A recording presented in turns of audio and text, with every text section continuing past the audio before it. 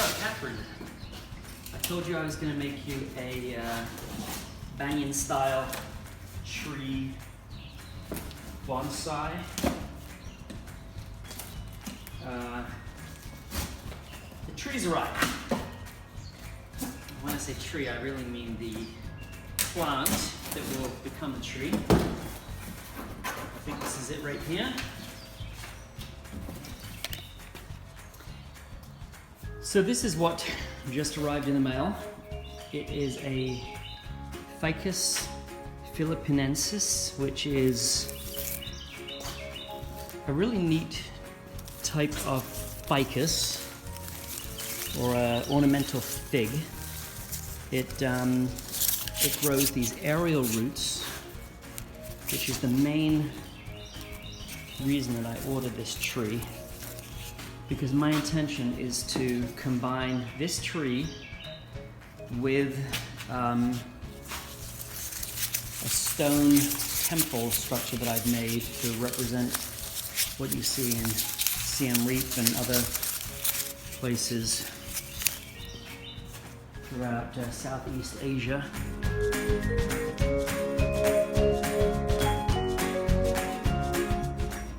So this is the temple entrance that I created out of rock that I got from Ilaire State Park. Don't tell anybody. I basically carved the front of it, carved a little bit of the side. All of this is going to be hidden under dirt. You can see the Gorilla Glue that I put on there to hold that piece to the rest of it.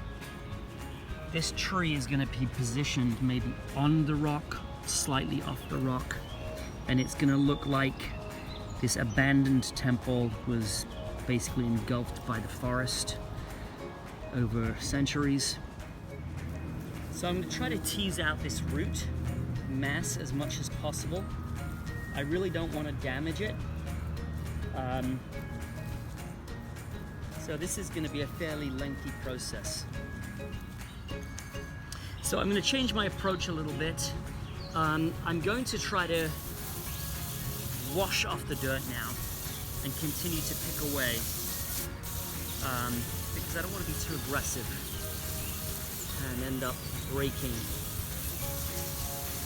too many of the roots. So Kathryn, a couple of things have happened since I last took a video. Turns out that this pot and this tree and that temple thing that I made to try to replicate Siem Reap don't fit together. The pot is too small. The roots are so entangled, it was really, really tough to try to separate them, and there's no way that I could get the temple in and amongst this root mass, which is what I was looking for, to try to get the effect of the banyan going over the side of the temple. So that's not going to happen. I'm quite happy with the way that it looks in this pot. I've covered it in moss. I positioned a number of the aerial roots. This has been pinned down in order to try to get it to lay flat. It's bouncing up a little bit because these pins are not quite as long as they should be. But all in all, I think it's a pretty good size and shape.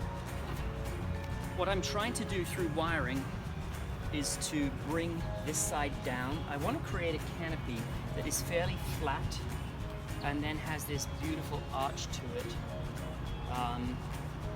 In order to do that, I need to create more branches here. So I've taken a small branch from the back of the tree, I've wired it, so instead of basically being around here like this, I've wired it to the side, and I'm trying to bring it down to make it a horizontal rather than a vertical branch. A lot of this needs to be thinned out.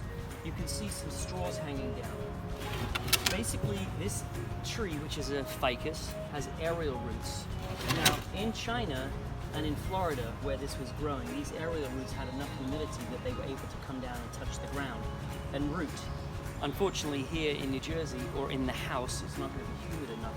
So what I've done is I've put straws around the aerial roots that are hanging down.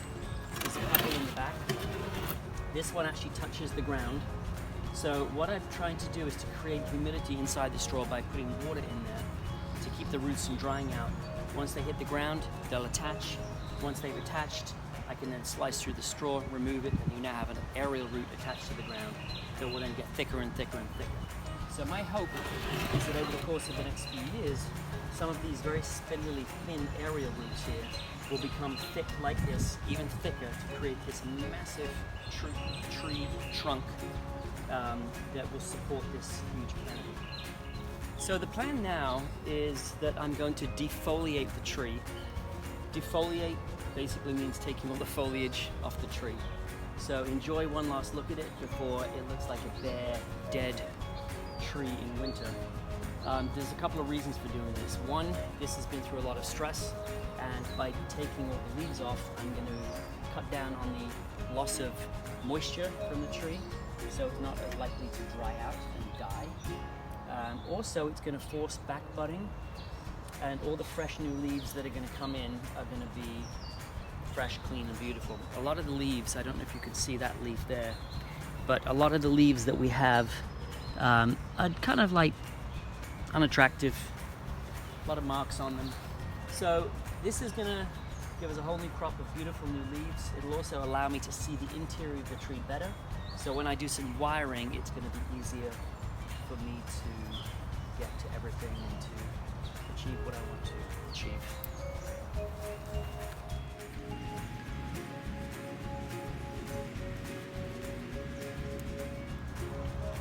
So I've been at this for about 30 minutes now, and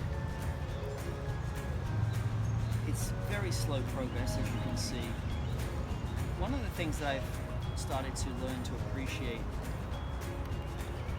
through doing this kind of thing is that there is something very grounding and peaceful about just taking time to do something which seems very monotonous. I know that this is going to cause the tree to grow better and help me in the process of designing what I ultimately want to see. So rather than just seeing this as an annoying chore, I'm actually kind of enjoying this.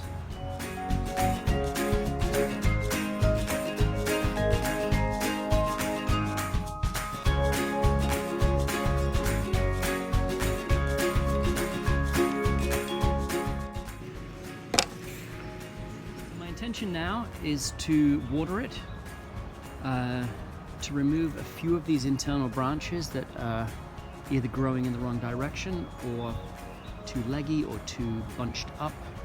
I may do a little bit of wiring, but the most important thing is for me to water it so that it can recover after the trauma of being denuded.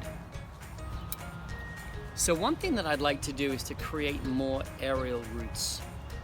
This is one coming down here, which I hope survives the journey.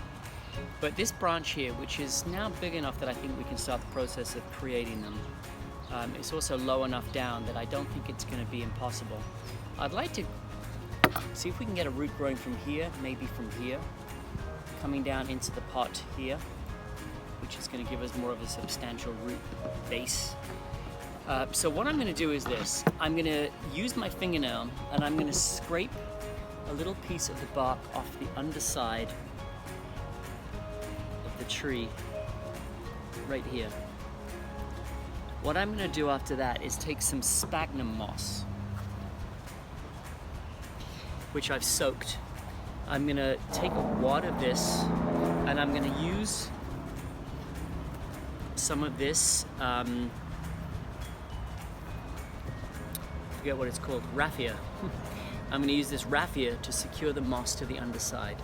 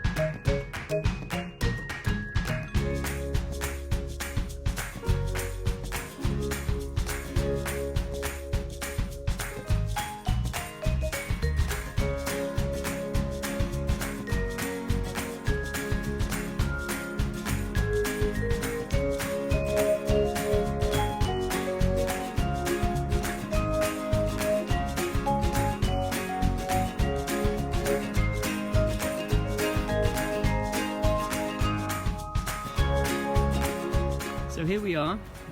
The sphagnum moss and the raffia are in place. I'm hoping that that's going to do the trick. We will see. Eventually, my plan is to do the exact same thing on this side here, on this very thin branch. Once it's thickened out, we're going to try to create 1, 2, 3 aerial roots coming down from here. Again, just to give them a width and balance to the tree.